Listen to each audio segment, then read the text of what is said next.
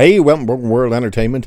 And Sinners, that's the new movie on the big screen right now. And this will be the non-spoiler review of said film from none other than Ryan Coogler, starring Michael B. Jordan and Haley Steinfeld and a few others. Now, you've probably seen that this movie's getting fairly well praised and stuff like that. And for me, it's decent. It's not great by any means. And it's kind of a slow burn to begin with. Now, I'll put it to you this way, without diving too much into it, because I'm not giving spoilers in this. If you're going in expecting a full-on blown vampire horror set in the 30s, temper your expectations, because although there is vampires and stuff, you don't get the first real kind of interaction with one until the 45th minute into the movie. The next part, when it happens, is an hour and 20 minutes in, and it's from around the hour and a half to an hour and 35 minutes before it kind of really takes off. And by that stage, you're into the third act of the movie. So again, if you're expecting it to be this balls to the wall kind of vampire movie, it's not that type of movie. The story wise is about two twin brothers played by Michael B. Jordan called Smoke and Stack. Yeah, I don't think it's their real names, but that's the names. And they apparently left the plantation at some stage. I can't quite remember whether they said they pretty much escaped it or whether they just left. But they went to Chicago and kind of became wheeling, dealing kind of mobsters basically there. But they've come back to the Mississippi is where this is. And they've bought a old barn house type thing. And their plan is to open kind of a bar exclusive to black people, basically. Now that is the thing as well. You might start hearing some people say, oh, it's a typical white person bad, black people good. It's not really that type of movie. Yeah, there's a fair bit of N-bombs in here, but it's mainly from Michael B. Jordan towards himself, or aka his brother. There are a couple from the white folk near the end, but they're Ku Klux Klan basically. And there's a few being called crackers and stuff like that.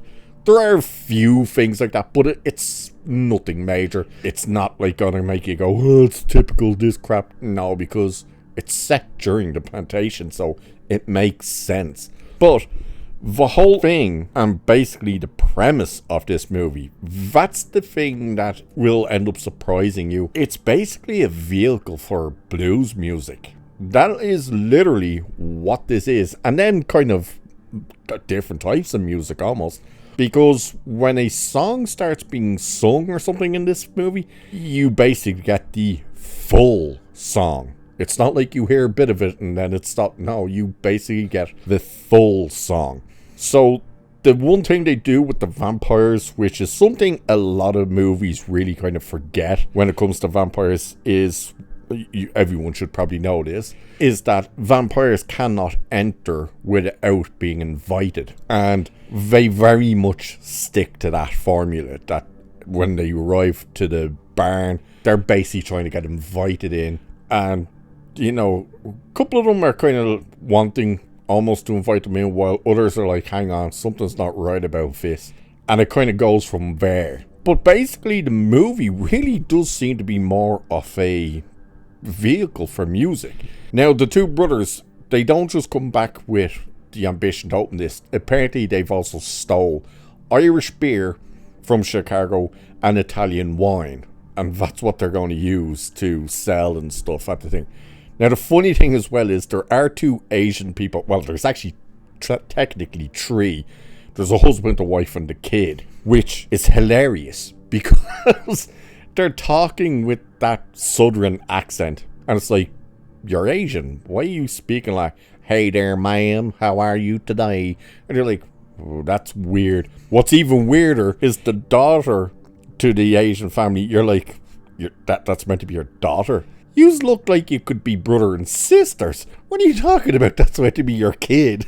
It's funny, when you see that, you're like, daughter? Well, I don't think so. But overall, the music in it like music that's playing is actually decent. Except there is one moment. Now, this isn't a spoiler because it doesn't affect the story or anything. But there is one moment in this movie that will absolutely take you out of the movie. Particularly because of the setting that this movie is meant to be. And it's when the young guy who's mainly our focused character called Sammy, who's got a guitar and it's his first time playing and he has aspirations to leave the plantation and pursue music basically, and he starts playing, and when he starts playing for the first time at this venue thing or the barn, whatever, they do this thing where you hear kind of a voiceover talking about the music is from the soul and it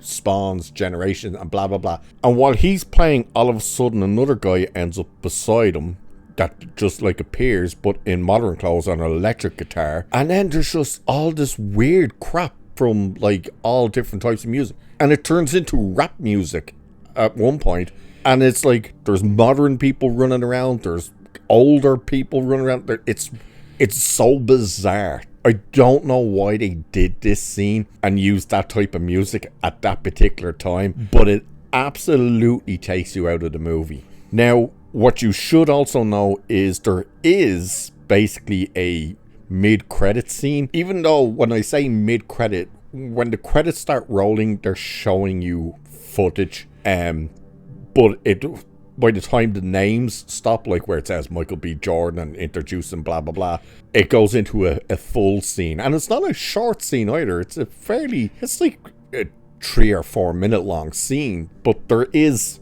a scene. So if you do go and see this movie, and once the credits kind of start and you just see because they're quick flashes kind of scenes, stick around because it goes somewhere. It's not just music or something, it does go somewhere, so stick around for that. Overall, the performances, they were decent, you know.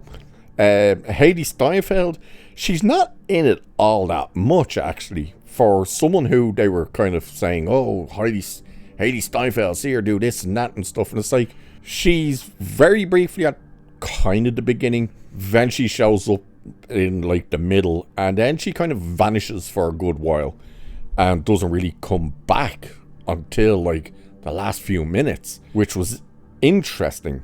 Now, there is also a scene that happens in it where you're kind of scratching your head going, where did these people come from?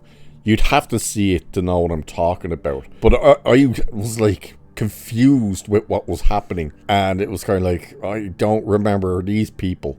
Either way, overall, it's a decent enough movie. I don't think it's a great movie. By the way, the very beginning is pretty much the end. Not the very end, but pretty much the end. That's not a spoiler because it's the very beginning of the movie. But you kind of instantly figure that out. But it doesn't tell you whether time has passed or not. Now, the main vampire guy as well, there's an element with him when we first meet him, which doesn't make sense to me. Remick, he's called, played by Jack O'Connell. He flip-flops from being like Southern to Irish, and mainly Irish when he's singing. Yes, he sings as well, and it's weird when it happens, but you're like, oh, okay. But when we first meet him, he's running from Indians who are hunting him. Now, you think he's making up a story, but the Indians do show up. These Indians never show up again. It's like, okay, you were clearly hunting this guy because you know what he is. Why did you not continue hunting him? It was so bizarre to me that it was just these guys got introduced for like a brief minute and they never showed up again. I was confused about that. Again, though, performance-wise, Michael B. Jordan was decent in it. It was interesting. I didn't realize he was playing twins. And when you first see him in the movie, you're like, wait a minute. Is both of those Michael B. Jordan? And then you realize, oh, he's playing twins. The only kind of issue I'd have with that is he almost plays the two of them the same. There's certain elements that he switches it up, but he's almost playing them the same way, which I think you could have done a bit better with that. One of the twins, I can't remember which one though, whether it was Smoke or Stack. I think it was Smoke, maybe. meets up with a woman. I think it was meant to be his wife previously or something. I'm not sure. I can't quite remember. I don't really remember them explaining that. But she basically does voodoo. She's like a medicine doctor, but she can do voodoo. And so there's elements of voodoo in here as well. But yeah, it's a weird movie for the most part. And again, it does seem to kind of turn into a vehicle for blues music and other types of music, like folk music and stuff, rather than actually focusing on the vampires being vampires. That element does come, but it still focuses, even when it does, more on the music. And yeah, that's kind of why the main vampire shows up. Is he basically was summoned by music apparently, or something on that line. So it was a very strange a very strange story, an interesting one. Again, I liked it. I didn't love it. I don't know whether it's the type of movie I would sit down and watch again. I think it's kind of one of those once is enough, because again, it's not exactly what you think it is. So I don't know, but if you go and see it, just remember that there is this kind of halfway mid-credit scene and stuff like that, and just lower your expectations a bit if you're expecting tons of vampire stuff and stuff like that. So with that, because there's not much else I could say without spoiling stuff, I shall leave it there for this one. So like, share, subscribe, all that good stuff. Cheers, and I'll catch you in the next one.